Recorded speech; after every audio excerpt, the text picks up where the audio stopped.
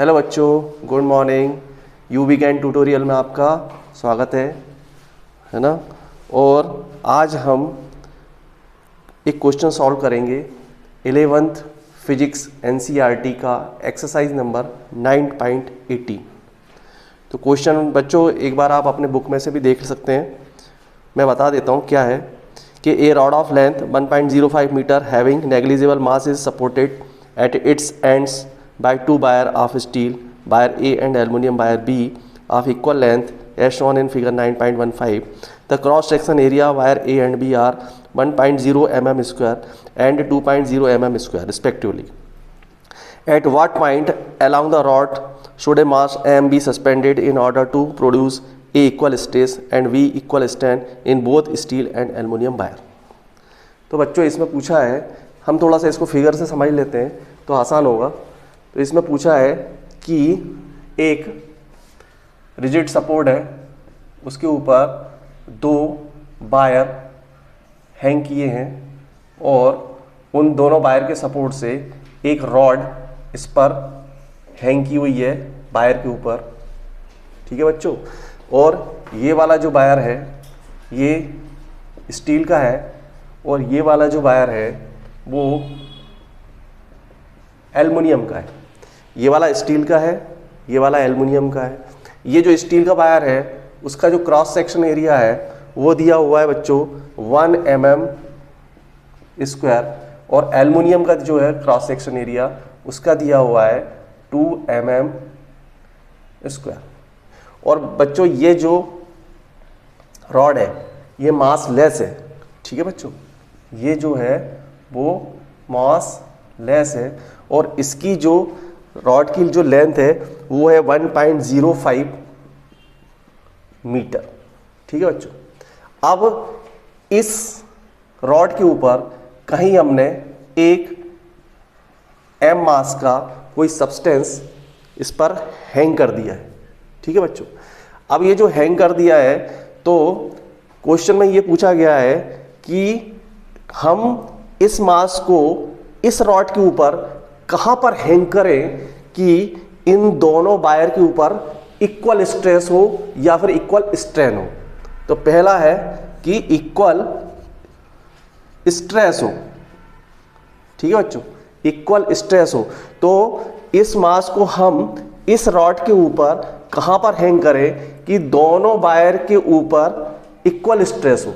ठीक है बच्चों, क्योंकि ये दोनों वायर अलग अलग है, एक स्टील का है एक एल्युमिनियम का है, तो दोनों का यंग मॉड्यूलस अलग अलग है। तो अपने को ये देखना पड़ेगा कि इसको हम कहाँ हैंग करें कि इन दोनों के ऊपर जो स्ट्रेस आए वो इक्वल हो। तो उसके लिए हम कैसे सॉल्व करेंगे।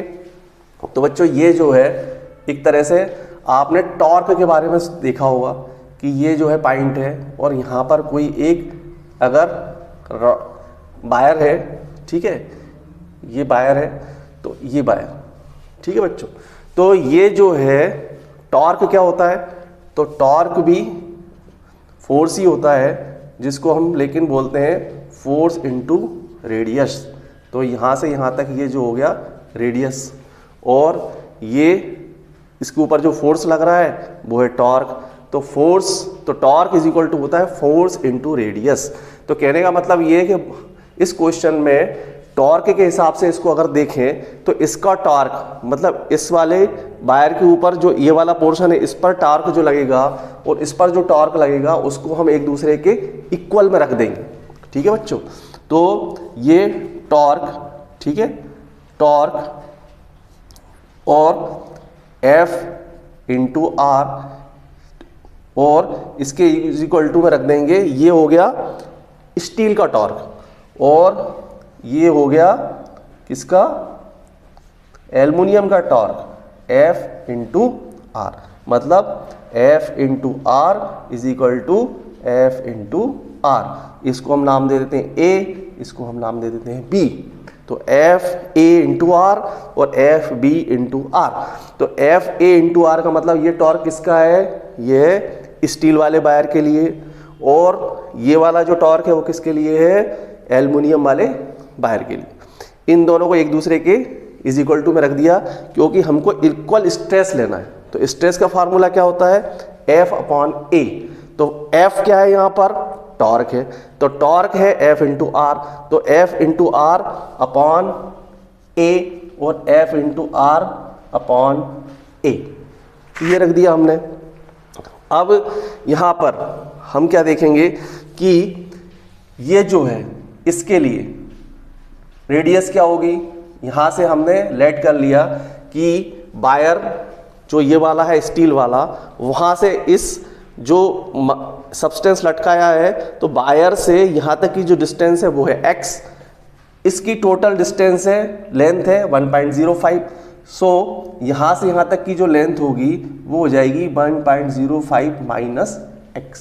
ठीक है बच्चों, तो ये एफ ए इंटू आर और F B into R upon A, तो इसको हम कैसे लिख देंगे कि एफ इंटू आर, तो एफ ए इंटू आर, तो एफ के लिए हम क्या लिखेंगे, क्या लिखेंगे बच्चों, तो हम इसको लिख सकते हैं कि F A into X, R की जगह हम लिख देंगे F A into X is equal to F B की जगह हम क्या लिख देंगे, F B into 1.05 minus X. आया बच्चों समझ में। तो ये टॉर्क हो गया किसका, स्टील वाले वायर का, ये वाला टॉर्क हो गया किसका, एल्युमिनियम वाले वायर का। अब इज इक्वल टू में इसको रख देंगे, तो इसको हम क्या कर देंगे, F A upon F B is equal to, ये हो जाएगा, ये नीचे आ गया, क्रॉस मल्टीप्लीकेशन होगा तो 1.05 माइनस एक्स अपॉन एक्स। तो इक्वल स्ट्रेस के हिसाब से हमारी इक्वेशन जो है वो ये बन जाएगी बच्चों। तो यहाँ पर ये हो गई आपकी इक्वेशन। ठीक है बच्चों, अब हम इसको एफ ए, इसको हम कैसे लिख सकते हैं, हम इसको लिख सकते हैं एफ ए अपॉन, इस पूरे को लिख देंगे हम F A upon A is equal to F B upon A. ठीक है, तो ये वाला एरिया ए वाले का और ये वाला एरिया बी वाले का। ठीक है बच्चों, तो ये हो गया इस तरीके से ये फार्मूला, ऐसे भी हम लिख सकते हैं इसको। उसके बाद हम इसको क्रॉस मल्टीप्लाई करेंगे, तो एफ ए नीचे ले आएंगे इसको, तो F A upon F B is equal to A upon A B.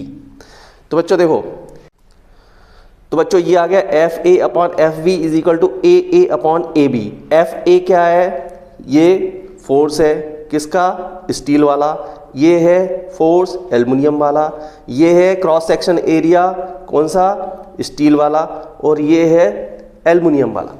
आ गया बच्चों समझ में।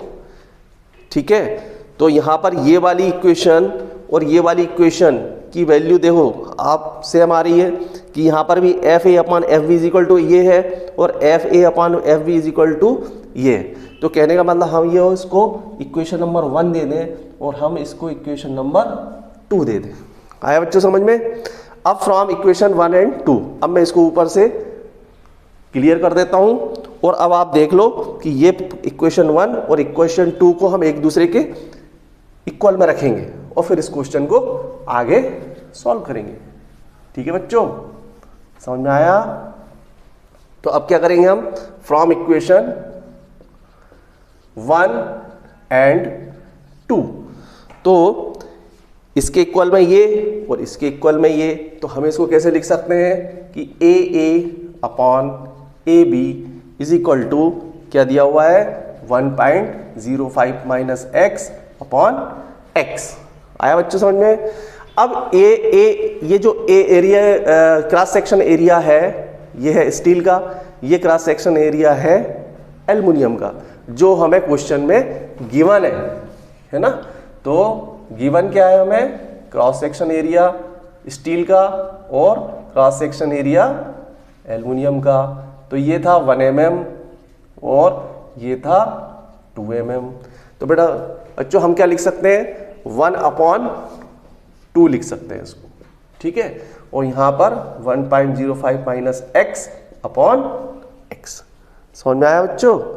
अब हम x की वैल्यू हमको निकालनी है, तो x इज इक्वल टू क्या हो जाएगा 1.05 माइनस एक्स। तो x इज इक्वल टू क्या हो जाएगा बच्चों, ये हो जाएगा आपकी वैल्यू हो जाएगी 2.10 माइनस 2 x। ठीक है बच्चों, तो ये 2x इधर आएगा, तो x माइनस की जगह हो जाएगा प्लस 2x 2.10, तो हो जाएगा 3x 2.10, तो x is equal to 2.10 upon 3। तो x इज इक्वल टू बच्चों क्या आ जाएगा, x इज इक्वल टू आ जाएगा 0.7 मीटर। आया बच्चों समझ में? तो इसका मतलब ये है कि अगर दोनों तार के ऊपर इक्वल स्ट्रेस आए, उसके लिए हमको उस सब्सटेंस को, जो तार स्टील वाला था है ना पहले वाला, उससे हम 0.7 मीटर दूरी पर उसको अगर हैंग करें तो दोनों तार के ऊपर जो स्ट्रेस आएगा वो बराबर आएगा। आया बच्चों समझ में? क्लियर? अब हम इसी क्वेश्चन का बी पार्ट करेंगे, जिसमें हमको रखना है इक्वल स्ट्रेन। ठीक है बच्चों, इक्वल स्ट्रेन रखना है। तो इक्वल स्ट्रेन, स्ट्रेन का फार्मूला क्या होता है बच्चों? तो स्ट्रेन का फार्मूला होता है Young modulus is equal to, क्या फार्मूला यंग मॉड्यूलस का? तो F अपॉन ए और डेल L अपॉन L। तो ये है स्ट्रेस, ये है स्ट्रेन। आया बच्चों समझ में? और ये है यंग मॉड्यूलस। ठीक है, तो अगर मान लो यंग मॉड्यूलस ऑफ स्टील, तो इसमें हमको क्या करना है, इक्वल स्ट्रेन लेना है। बी पार्ट में हमको क्या लेना है, इक्वल स्ट्रेन। ठीक है बच्चों, तो इक्वल स्ट्रेन लेना है, तो इसका मतलब ये वाली चीज तो दोनों में सेम रहेगी। तो Young modulus is equal to किस पे, मतलब ये जो डिस्टेंस है मास की, सब्सटेंस की, वो किस पर डिपेंड करेगी? ये तो सेम हो गया दोनों का, तो वो डिपेंड करेगी ओनली F अपॉन ए पर, मतलब ओनली स्ट्रेस पर डिपेंड करेगी बच्चों। ठीक है, क्योंकि स्ट्रेन बराबर है। तो हम इसको कैसे लिख सकते हैं कि Young modulus steel upon Young modulus of steel का Young modulus divide by aluminium का Young modulus is equal to F upon A और F अपॉन ए। ये किसका है? ये है स्टील का, और ये है किसका बच्चों? एल्युमिनियम का। ये FA FB। अब इसको हम क्या करेंगे कि FA upon YA upon YB is equal to FA upon A into करेंगे, तो ये नीचे वाली चीज रेसिप्रोकल हो जाएगी, तो ये हो जाएगी A अपॉन FB। ठीक है बच्चों, आया समझ में? तो अब हम, ये हो गया, ये वाली जो है इसके नीचे जाता है, ये था वो स्टील वाला था, तो ये स्टील वाला है, और ये वाला जो था वो कौन सा है? एल्युमिनियम वाला। तो FA upon FB into AB ये है A और ये है B। तो सॉरी बच्चों, यहाँ पर FA अपॉन AA, ठीक है, ये लिखा, और यहाँ पर हम करेंगे इसको रेसिप्रोकल, तो ये हो जाएगा, क्या हो जाएगा? AB upon FB। ठीक है बच्चों, तो ये हो जाएगा, तो FA अपॉन FB, और ये हो जाएगा YA upon YB is equal to FA upon FB is to AB upon AA। हम इसको इस तरीके से भी लिख सकते हैं। तो यहाँ पर स्टील का यंग मॉड्यूलस हमें कितना गिवन है? 2 × 10⁻11, और जो एल्युमिनियम का है वो है 7 into 10 to the power 10। 0.7 into 10 to the power 11 था, तो मैंने उसको पॉइंट को हटा दिया और 7 इंटू 10 टू द पावर 10 कर दिया। ठीक है बच्चों, और यहाँ पर इनकी वैल्यू इसके बराबर थी। ठीक है बच्चों, बराबर थी, तो यहाँ पर हम इसको क्या लिख देंगे कि 1.05 है ना, ए बी की जो वैल्यू थी माइनस x अपॉन x, और ये हो गई, और इसके बाद में जो f ये इसकी हो गई एफ ए और एफ बी की, और यहाँ पर ए बी अपॉन ए कितना है 1/2। ठीक है बच्चों, तो सॉरी 2/1। ठीक है बच्चों, अब इसको हम सॉल्व करेंगे तो ये 2 से ये 2 कैंसिल हो जाएगा। ठीक है बच्चों,